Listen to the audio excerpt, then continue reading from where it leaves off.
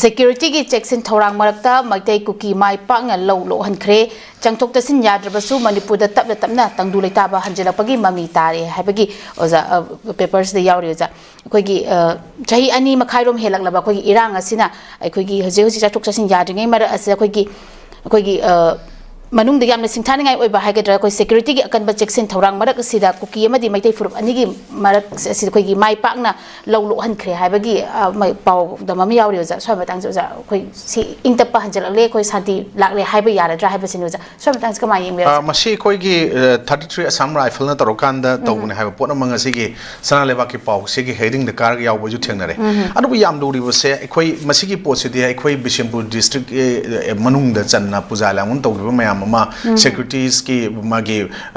kanum section throng lokatlaga paikatlaga mayam mama si tawdringai diga hana tawkre adubu sigi mathakta ikoina sidaisa ikoina ngarang na handagi kanna koi interview amukha karamba channel gin lowda ikoina thengnare koigi Khoripo village ki chief na ma kana manglem kip gen na thambo wafam amukhakta resettlement na peace oigadabu mande aduga maramdi khanari ba kangbu ani wari sanadri aduga yum changning badudi nangna changning bai changbagi wani haiba wafam ma yamna maru poina dai di yawe sigi potsida ne yam luri se adana ekoi hujik miyam na kari pamige adagi ekoi na hujik Assam Rifles na adagi paramilitary forces sing na maru ina aduga state ki forces sing na madugi pot mayam ama tawriba pot mayam sing se ekoi na haibina ayamba hujik lai bo sing sida ekoi gi bureaucrat officers sing sigi masigi thabak thong sing si kari gi mai pakpa ngamdribano adana kaino da ekoi gi tasengna maite gi officer mayam ama chu yauri ba pai ba marak ta ko atopo gi wana tana ko sida makoina resettlement gi pot si ekoi japchana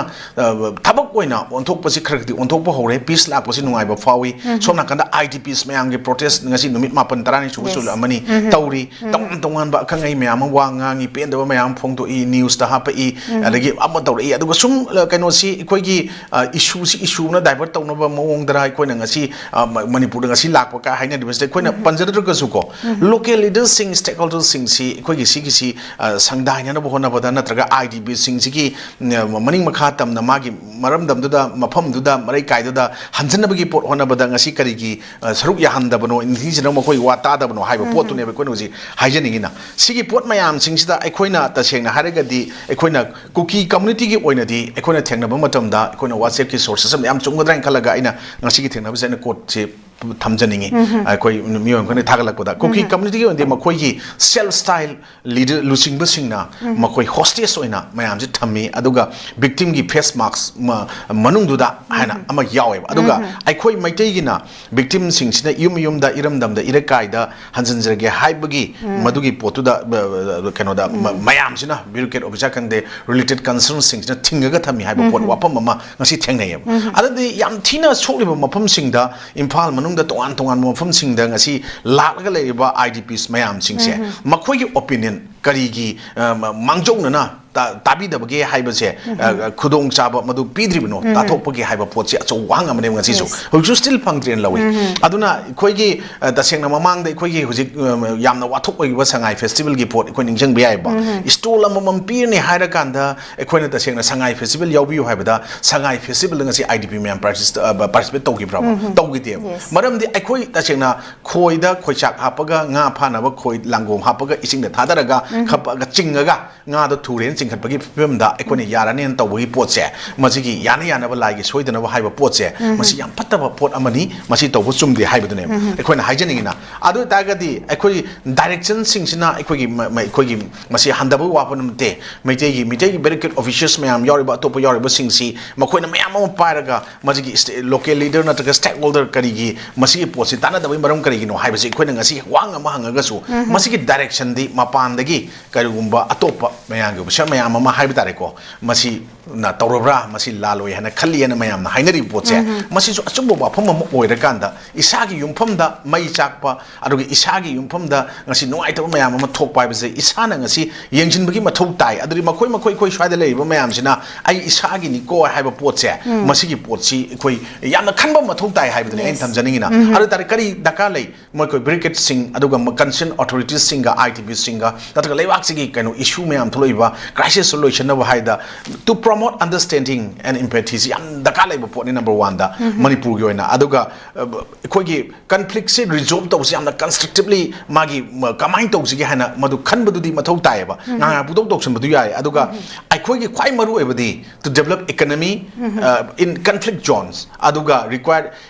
investment khara daka lai krawai dano agriculture gi sector da adagi entrepreneurship ta aduga khoi gi madu gi potu daka lai haiba potu da khoina tawbuduna ra ngasi di 33 Assam rifle na tawriba natraga machi tawriba pot se khoi madu gi potu da apply tawriba 70-80% of the population di khoi agriculture da chaidang ga leiba poni mipal tang da mi kha pon sa ba ji mi kha pon hingi haiba taragadi khoi gi double cropping system a single cropping adi ya triple cropping system natraga hen karamba mongi chathok podna tau sigi haiba dream se khoi mipum khuding mun mang mathok tai haibse matam me khoi 2006 tagi hauraga last part December roga ahamba manipur gi compact farming haib tare ko khoi group khara punjal laga like minded khara punjal laga khoi ni ngasi chu maming lairaba isika potato farm khoi low pari ni phuda metric ton listing amena puthok tanai khoi mai tawjerami ko adu khoi na chingi honorable post de khoi na madu loi tawba makha ta ngamgani haibagi ngamdabai maram kai no hai kanda financial support aruga financial assistance madu assist tawbina ba concern department sing se thamoi sengmam change madu nga ke toromaga mai matam laitho sakhiba pot se masina mai pa pangam dabden slow even madam de khoi na se aigi babagi mingda laiba khoi gi babagi thambiramba properties khoi hingol hai tare ko masi assets yuko bank da bananda maga khoi mi manga trana lakh ni pan tere thamai khoi nearly 1 crore khoi mitra no puthu oga ad department ani gi department agriculture department horticulture torokanda matam dugi director amadi AO singna support torokanda hai tare yam wana madu tawi do olak paseida adum heta tawu ngamde maramdi khoi swaida khoi waiku culture set palam dam hai se ko sumba mayam am lei aduna sumba pot mayam singsina khoi gi number 1 hojikti khoina conflict tho ibalam sida khoina ngasai gi promote understanding and empathy and resolve conflict constructively in hajariba the khoina economy develop to the car oi hai sing mathakta khoi di protection of the civilian ji am tau ta ba pot amani hai se bot center amadi state na hojiksi khoi center na khoi gi president ru leirabani na ayamba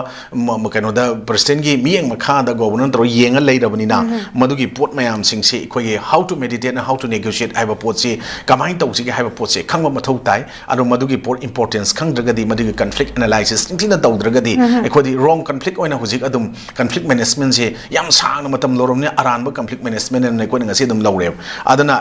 to understand the root cause of the dynamics of the conflict se ko ngasi kari no root cause ha je ko na dum mayam haina la ko no ji al palu da ka leite ko madugi pot se ko na moina nainadra bra ha ba pot ne adana promote inclusive peace ha ba se masigi pot se ko na group all groups adagi including marginal communities ekoigi IDPs oigera aduga common people laymen ordinary laymen sing yahol laganda hai tare ensure to boma mathau tai ba sigi process mind to jaiba ma adu tanadragadi stakeholder me amama local leaders me amama yaw dragadi bureaucrats sing na makoigi wakal da ekoigi tawing tawing torga lay yutar su frak tagani maram de ekoina hanganna handana yeng matam da yamna social status wang na leiraba me amama lewaki stakeholder me amama dagi think tank me amama leiraba me am se sina su ekoigi four corner wall manung sidagi haita lari katang tawrakanda ngasagi objectives oiba questions sa mayam mayam na haina bani masi loin maki wana te sida wana te ko madrugi laibak phadana khalakhiba mayam amna virikatna na yawwa aduga mathau maja khangdraba aduga tawningra tawba magi ngasagi ego na wanga leiba kanguduna leibaki oba pot social gi oiba samaj gi oiba society oiba karino khangdraba mayam ama mrakta yawdagi masak thian bani ngamdabani ka haibase masi wawta suma adra kaina khanba pot ni ko loin mak tawi haibana te kanano particularize tawi wadana te ba ana sumba ekogi social leaders me amama se CSOs oriba mara publish leaders me amje IDPs me amje tanara kanda ekoi kamai to sige ke do sige hairagadi masi hujik thoiba conflict crisis city kashina to poni adu masi polong loichen giba yaba potu da adam thaido ga thami maram kari gino acho hang oirai dan swaida ekoina mayam sida ekoina koigi manipur gi hujik pendana ningamdana ningdon pomna leiba mayam singse loishina ba hona bada modu thamoi sengba sincerity honesty transparency accountability madugi poto la hen biragadi ekoina constitution of India na ekoi safeguard oina piriba ekogi kanogi ekogi peace equality humanity justice kaije liberty justice me am sing se soidana phangani tragadi ekoi maming tagi oina ngairaba adugumba law rule of law chanadaba lebak lamdam amani haiba law chanadaba pot ama democracy gi kano marumda adagi kana elected representative me amna panba lebak ama lamdam ama democracy lebak amani haibada ekoi constitutions na पुल्लगे अखोई society पुन लेमिनगदोनि हाइबसदा पुनबा ngamdaba adugo democracy wahan thok laitaba lamdam ama haiba matamda manipur si india manungda leba state amoina malem yamang na sak takpoda ikainingai oi democracy ki maida amubu kali taiba managani ena ismai thamjaki